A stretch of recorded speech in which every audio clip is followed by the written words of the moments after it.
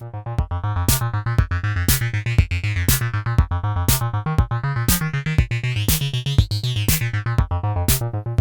there, it's Matthew here from MatthewNorthMusic. Thank you for watching my latest video.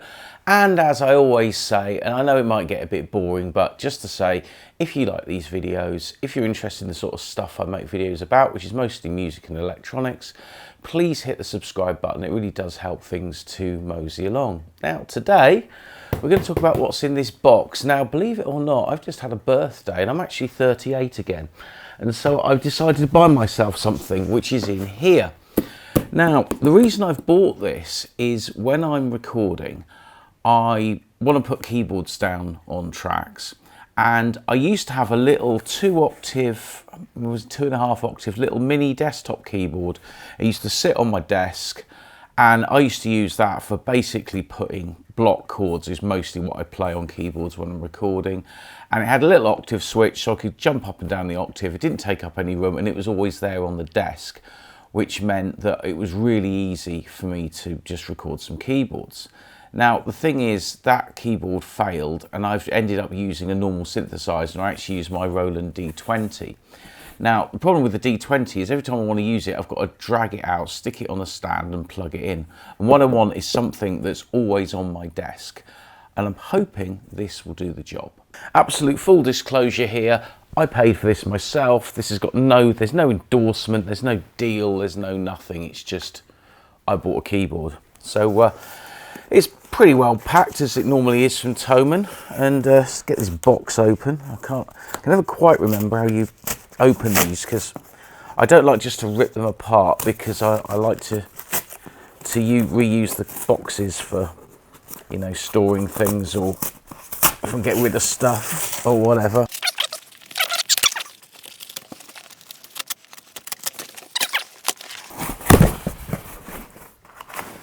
And here's our keyboard.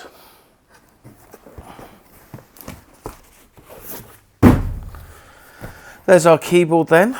Behringer Swing USB to MIDI controller keyboard with polyphonic sequencer, chord and arpeggiator mode. Now, I bought this mostly just to use as a keyboard, but the fact it's got all this other stuff on, it looks to me like a KeyStep Pro, but a fraction of the cost. And it's a photo of it on the back. And yeah, it's got all the things you need. Unlike the BeatStep Pro, which I've got already, MIDI is on proper DIN sockets rather than those little mini jack things, which I actually think is much better. It's got a sync in and out, which if that just runs on a normal clock, then that could be very handy.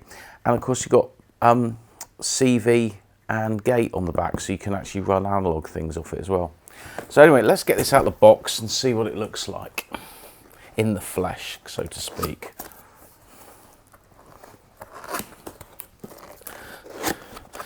And one thing with Behringer stuff that I've always thought, since I started buying it 15 years ago, everything's always really well packed. And this looks like no exception. We've got our USB to USB B, is it? The little one you used to get on phones. We've got our manual. Again, it's in multiple language, but the manuals are always pretty good with Behringer stuff. And here is the keyboard itself.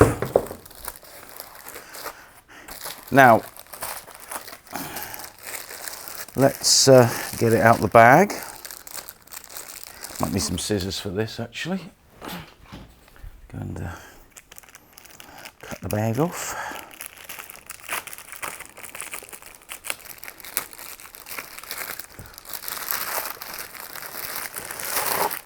Now, first thing to note, the top here is plastic, but the bottom is metal. So it's actually pretty solid. The keys, yeah, they don't feel too bad, to be honest. It's obviously you can do multiple things, because you use it for selecting MIDI channels as well and doing other things. We've got a pitch bend and modulation that are on these slidey things, very similar to how they are on the Roland Boutique synths. We've got a little sequencer controllers here. We've got a tempo controller. We don't seem to have a display to say what the beat per minute tempo is, unless there's some way of doing it. And we've got our, I think this scale here, that's our octave. Is that our octave control? Oh, that's the scale for the number of notes per bar.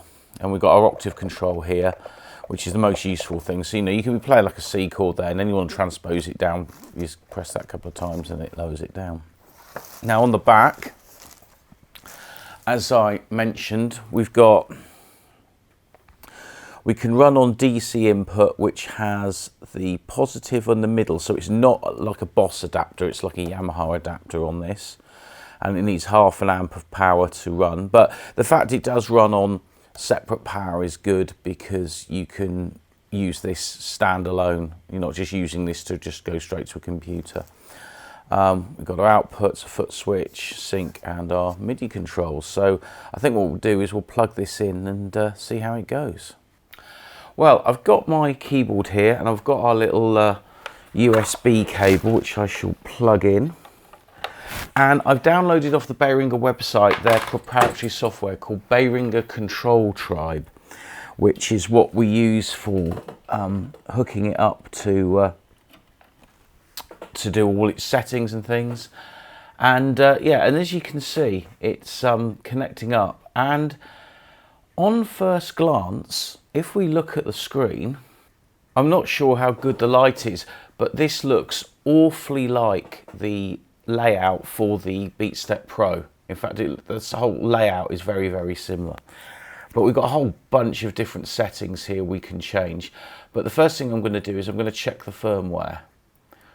New version of Swing's firmware is available. Would you like to download it? Fixed modulation control volt outputs on sequencer note. Okay, well, as it's something to do with MIDI to CV, then I definitely want to update the firmware.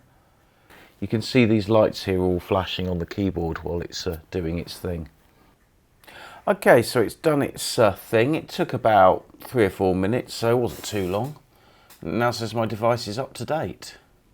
I think this thing's kind of all okay. Now, I'm not sure whether I can just use the USB for as a way of just going straight into a sequencer. So what I'm going to do is I'm going to fire up Cakewalk, which I've just done an upgrade on today. So this should be all right. Go new project. That'll do. At this point, I couldn't get the Swing to work, and basically what I'd done is I hadn't selected it properly on Cakewalk. Plus also I had the Swing software open at the time, and it probably works better if you turn this off. There we go, Behringer Swing. And now it's working. Excellent. So we've now got this working. So if I now get a audio output like it's the Cakewalk TTS one synth.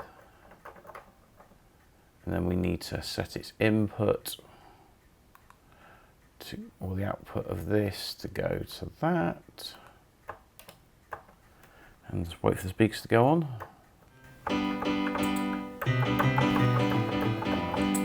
That's working. Now if I press the octave down,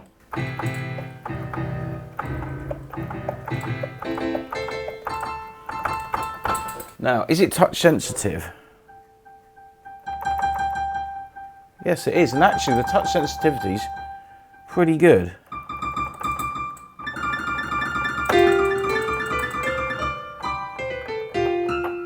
So yeah, that's good, that's working. So yeah, that's all working. So I can control anything from this via this USB, and I don't need to run MIDI cables out, which is brilliant. Now the next thing I want to look at is I want to look at the CV options on here and see how well that works. I know this looks terrible and I should never be shooting against light, but in order for me to check this, I'm going to need to plug this into something analog. So I think I might just go up the road and plug this into Cosmo. And quickly, while we're talking about all things Cosmo, this turned up for my birthday, and this is the latest Look Mum No Computer synth module, and this is basically a complete synthesizer on one panel. So you've got oscillator, low frequency oscillator, you've got a mixer, you've got filter, and you've got 2 envelope filters on here. and they're all patchable by the jacks as well. So this is going to be the next synth module I'm going to build, and I will be doing a video on this at some point in the future. I've got the keyboard then hooked up to my Poly 800. I'm not going to go massively in depth in this, but I'm just going to give you a basic overview how it works. So what you can do in essence is you can put in like a step sequence, and to do that, you on sequence mode you hit the record button there, and then you just put in some notes. So I'm going to play some notes, and then you come out of that, and then you can play it back.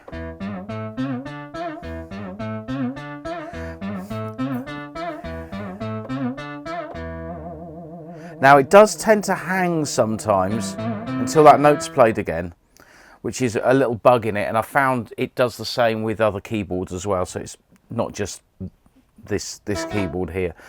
Now you can alter the tempo in two ways. You can either turn the tempo knob, or you can use the tap button like this.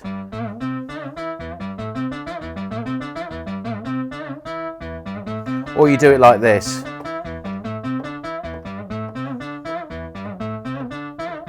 Or if I go faster,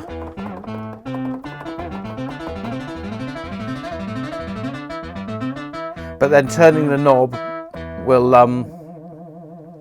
give you a override over this.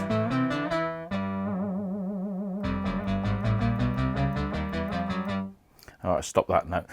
Now you've got this scale control here, and I can basically demonstrate it by just turning the knob. So if I start it running again.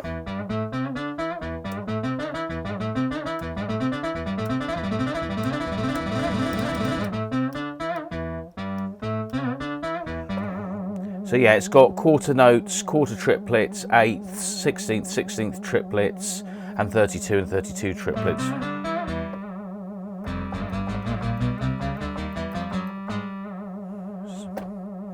Yeah, I've got to say that is really annoying, that little little bug that it's got there. Let's see if I can stop it. The next thing it's got is it's got this chord function. Well, believe it or not, I've actually had to read the manual for this thing because it's not that intuitive. But so you've got this chord function. So you press the shift button and you press the hold button, and then that flashes. And then you play a chord. So if I just do this and take that off, then it still flashes the same in chord mode. And then you can go.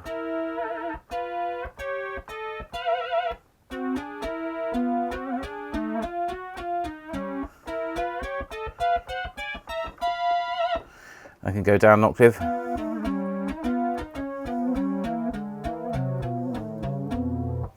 So yeah, that's kind of chord mode. And then you've got an arpeggiator mode, which is a little bit more exciting.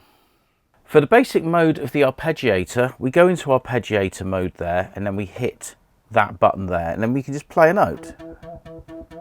And you can play a chord. And again, you can alter the tempo.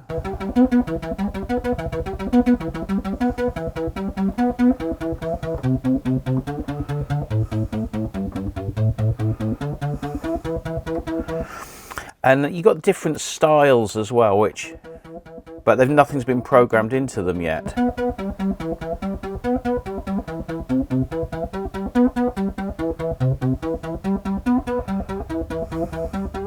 And if then you want this to hold a sequence, then you could say play a, I don't know, let's just play a chord like this.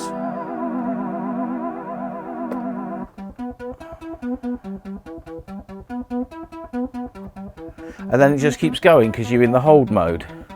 And again, you can turn the...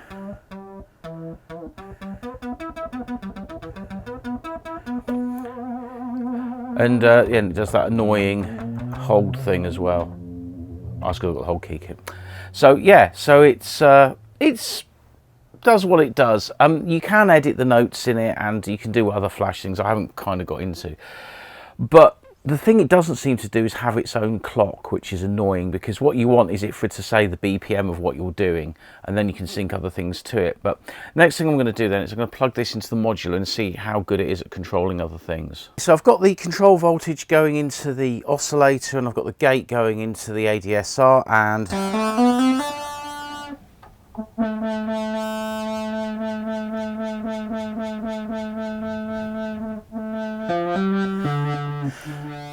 And yeah, it's working fine as a controller. That's really good. Now the next thing I've done is I've got this keyboard plugged into the input of this, and I want to see if this will work as a MIDI to CV interface, if you like. So I'm just going to have a little play with that. As you can see now,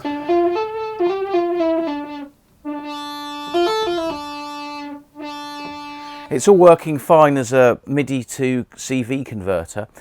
And what I had to do was I had to plug this into the computer and had to go into that menu and set the input MIDI channel to channel 1, because this is outputting channel 1, and it works completely fine as a MIDI to control voltage adapter. I'm just going handheld, but if you see here, I'm just sending some MIDI sync out of my sequencer, and then if I hit play on here, it's playing. And then if I, for example, go up on tempo, change that to, I don't know, 150.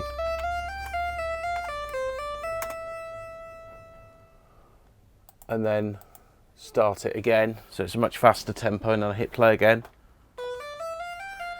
Then it's running faster. So yeah, it will run with MIDI sync without too much of an issue.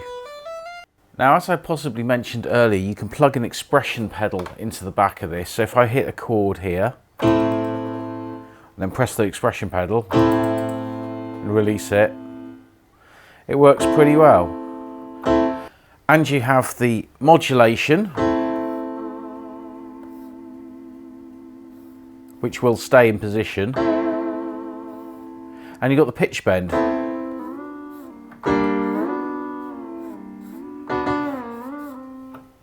In summing up then, you get a lot of kit for £55. You've got a velocity sensitive 2.5 octave keyboard that runs on USB, so you don't need to use a MIDI interface if you don't have one, ideal for plugging into a laptop. It also works as a MIDI to CV converter, so you can plug any analog modules you like into this and it will play it perfectly fine, or via a sequencer.